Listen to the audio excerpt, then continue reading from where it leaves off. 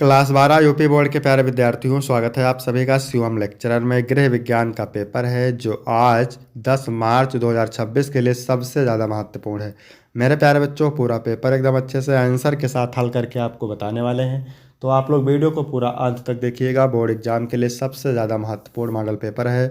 समय 3 घंटे 15 मिनट का होता है और पूर्णांक होता है 70 का। यहाँ पर थोड़ा सा निर्देश देख लेते हैं। निर्देश में क्या है? प्रारंभ के 15 मिनट परीक्षार्थियों को प्रश्नपत्र पढ़ने के लिए निर्धारित है। सभी प्रश्न करने अनिवार्य हैं। प्रश्न संख्या 1 से 4 बहुविकल्पीय हैं, यानी प्रश्न संख्या 1 से 4 में 20 बहुविकल्पीय प्रश्न हैं। प्रश्न संख्या 5 से 10 अतिलघु उत्तरीय प्रश्न हैं, जिनका उत्तर आपको 25 शब्दों में देना है।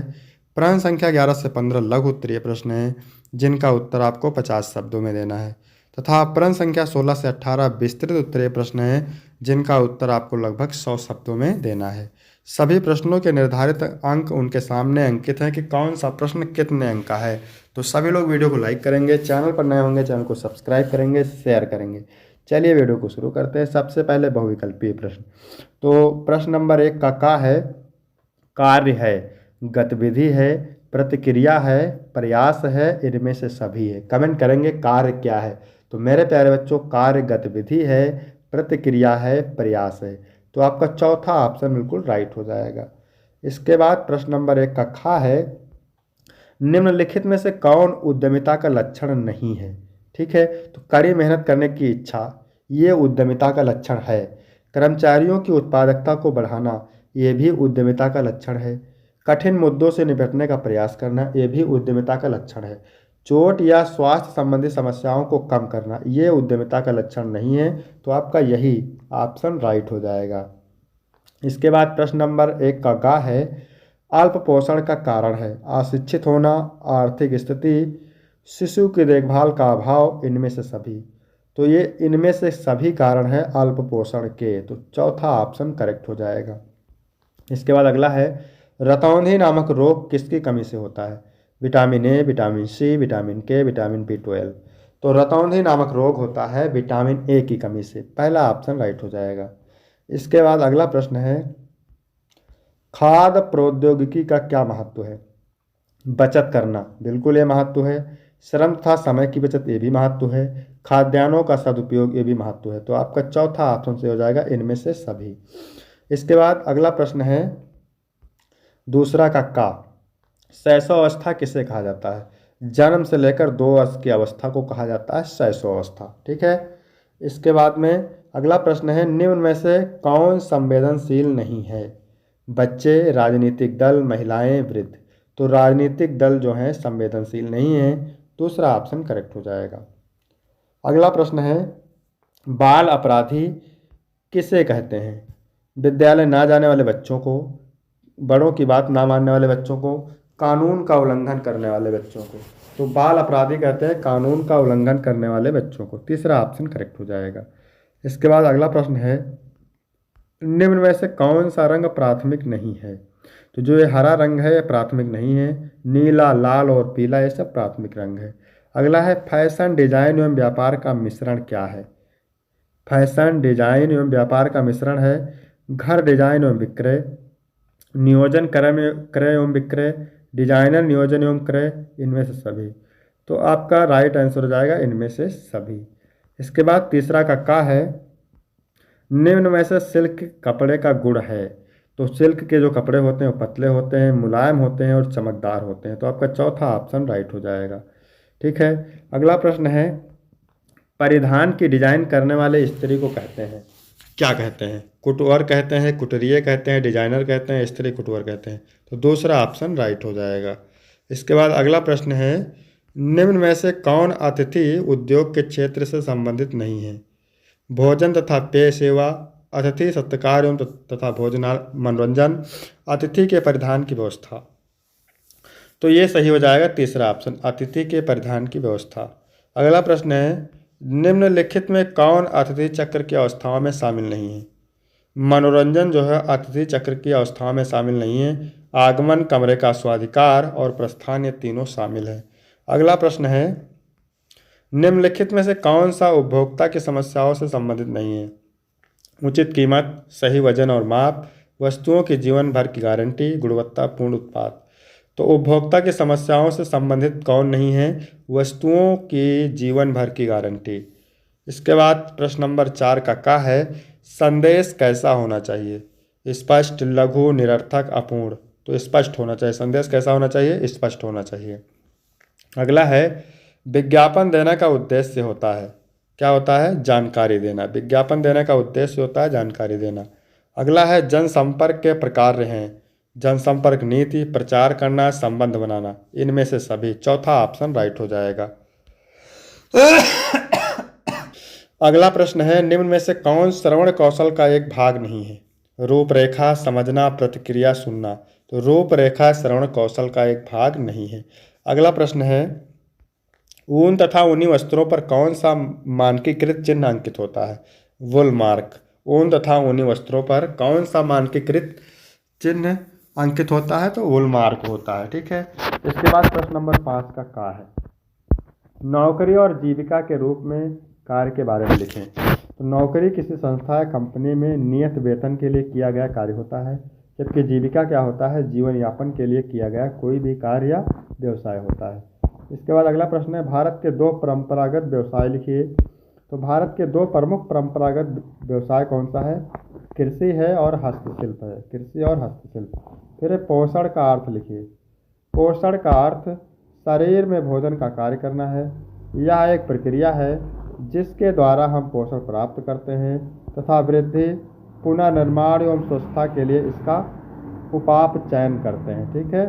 इसके बाद अगला प्रश्न है, खाद्य विज्ञान क्या है? तो खाद्य विज्ञान एक अंततः विषय क्षेत्र है जो भोजन की भौतिक, रासायनिक और जैविक गुणों का अध्ययन करता है। इसके बाद है, परिवार का महत्व लिखिए। परिवार का क्या महत्व है? तो परिवार जीवन की नींव है जो हमें सुरक्षा, प्यार, संस्कार और समर्थन देता है। यह समाज की सबसे छोटी इकाई है। परिवार समाज की सबसे छोटी इकाई है। दिवस देखभाल केंद्र किसे कहते हैं? दिवस देखभाल केंद्र एक ऐसी जगह है जहां माता पिता के काम पर जाने के दौरान बच्चों, शिशुओं से लेकर बड़े बच्चों तक या देखभाल की जरूरत वाले व्यक्तियों जैसे बुजुर्ग की दिन के समय सुरक्षित देखभाल, भोजन, शिक्षा और मनोरंजन प्रदान किया जाता है। इसके बाद 8 का है, रेखा के प्रकार बताइए। रेखाएं मुख्य रूप से सरल, सीधी और वक्र, टेढ़ी मेढ़ी होती हैं, जिन्हें आगे कई प्रकारों में बांटा जाता है, जिसे क्षैतिज, ऊर्ध्वाधर, समांतर, प्रतिच्छेदी, लंबवत, त्रिया के लिए तिरछी होती है। इसके बाद द्वितीयक रंग क्या है? तो द्वितीयक रंग वे होते हैं जो 2 प्राथमिक रंगों को बराबर मात्रा में मिलाने से बनते हैं, जैसे नारंगी लाल प्लस पीला, हरा पीला प्लस नीला और बैंगनी लाल प्लस नीला। ये रंग चक्र पर प्राथमिक रंगों के बीच स्थित होते हैं और कला, डिजाइन और अन्य क्षेत्रों में बहुत महत्वपूर्ण होते हैं। प्रश्न नंबर 9 का है, अतिथि देवो भव से आप क्या समझते हैं? तो अतिथि देवो भव का अर्थ है अतिथि भगवान के समान होता है या मेहमान ईश्वर के समान है, जिसका मतलब है कि घर आए मेहमान का सत्कार और सम्मान देवताओं के समान करना चाहिए। फिर है, अतिथि चक्र की 2 अवस्थाएं लिखिए। अतिथि चक्र की 2 मुख्य अवस्थाएं हैं। पहला है आगमन पूर्व, जिसमें अतिथि होटल चुनता है और आरक्षण करता है। दूसरा है आगमन, जिसमें अतिथि भौतिक रूप से होटल पहुंचकर चेक इन करता है और उसे आवास मिलता है, जिससे अतिथि अनुभव की शुरुआत होती है। इसके बाद 10 का विकास का क्या अर्थ है? विकास का अर्थ है किसी व्यक्ति, समाज या व्यवस्था में निरंतर प्रगति, सुधार और सकारात्मक बदलाव की प्रक्रिया, जिसमें जीवन स्तर, क्षमता और गुणवत्ता में वृद्धि होती है। इसके बाद है संप्रेषण क्या है? तो संप्रेषण विचारों, भावनाओं, सूचनाओं और संदेशों को एक व्यक्ति या समूह से दूसरे तक पहुंचाने की प्रक्रिया है। इसके बाद है लघु उत्तरीय प्रश्न। 11 नंबर प्रश्न है, सूचना और संचार पर संक्षिप्त टिप्पणी लिखिए। सूचना और संचार का अर्थ है जानकारी का आदान प्रदान। सूचना वह तथ्य या डेटा है जो किसी विषय पर ज्ञान प्रदान करता है, जबकि संचार वह प्रक्रिया है जिसके द्वारा यह सूचना एक व्यक्ति से दूसरे व्यक्ति तक पहुंचती है। संचार के माध्यम में भाषा, लिखित शब्द, संकेत और तकनीकी उपकरण शामिल हो सकते हैं। 12 नंबर है, नैदानिक पोषण से आप क्या समझते हैं? तो नैदानिक पोषण चिकित्सा की वह शाखा है जो स्वास्थ्य को बढ़ावा देने, बीमारियों की रोकथाम करने और बीमारियों के प्रबंधन के लिए सही खान पान और पोषण संबंधित सिद्धांतों का उपयोग करती है। यह रोगियों की पोषण स्थिति का आकलन करके उनकी शारीरिक जरूरतों के अनुसार व्यक्तिगत आहार योजना तैयार करती है। जो मधुमेह, हृदय रोग और कैंसर जैसी पुरानी बीमारियों को ठीक करने में मदद करती है। इसके बाद 30 नंबर है, बाल केंद्रित उपागम से क्या अभिप्राय है। बाल केंद्रित उपागम शिक्षा की वह प्रणाली है जिसमें केंद्र में बालक होता है, न कि पाठ्यक्रम या शिक्षक।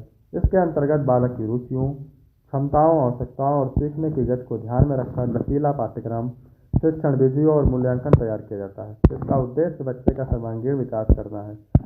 14 नंबर प्रश्न है, सिलाई मशीन का आविष्कार और फैशन का लोकतंत्रीकरण के बारे में संक्षेप में लिखिए। तो सिलाई मशीन का आविष्कार 19वीं सदी, मुख्यतः 1830 में बार्थेलेमी थिमोनियर द्वारा पहला व्यावसायिक मॉडल की एक युगांतकारी घटना थी, जिसे बाद में 1846 में एलियास होवे और आइजैक सिंगर ने पुरस्कृत किया। इसने हाथ की सिलाई की तुलना में उत्पादन की गति और सटीकता को कई गुना बढ़ा दिया। फैशन के लोकतंत्रीकरण का अर्थ है फैशन का लेवल अमीरों तक सीमित न रहकर आम जनता तक पहुंचना। मशीन से कपड़ों का तेजी से और सस्ता उत्पादन होने लगा, जिससे रेडी टू वियर तैयार कपड़े सुलभ हुए और हर वर्ग फैशन के साथ चलने में सक्षम हुआ। इसके बाद 15 नंबर प्रश्न है, सामान खरीदते समय उपभोक्ताओं की क्या समस्याएं होती हैं। सामान खरीदते समय उपभोक्ताओं को मुख्य रूप से घटिया गुणवत्ता, मिलावट, एमआरपी से अधिक दाम, भ्रामक विज्ञापन और दोषपूर्ण उत्पाद, रिटर्न में दिक्कत जैसी समस्याओं का सामना करना पड़ता है। इसके अलावा गलत वजन, तौल, नकली ब्रांडेड उत्पाद और ऑनलाइन शॉपिंग में खराब या लेट डिलीवरी प्रमुख चिंताएं हैं। इसके बाद है दीर्घ उत्तरीय प्रश्न, तो ये भी प्रश्न मोस्ट इंपॉर्टेंट है। 16 नंबर है, व्यवसायिक जीवन में मूल्यों और नैतिकता की भूमिका को संक्षेप में समझाइए। फिर अथवा करके दिया है, उद्यमिता से आप क्या समझते हैं, इसके लक्षण लिखिए। 17 नंबर है, पोषण की दृष्टि से आहार के प्रकार बताइए। अथवा भारत में पोषण संबंधी क्या समस्याएं हैं।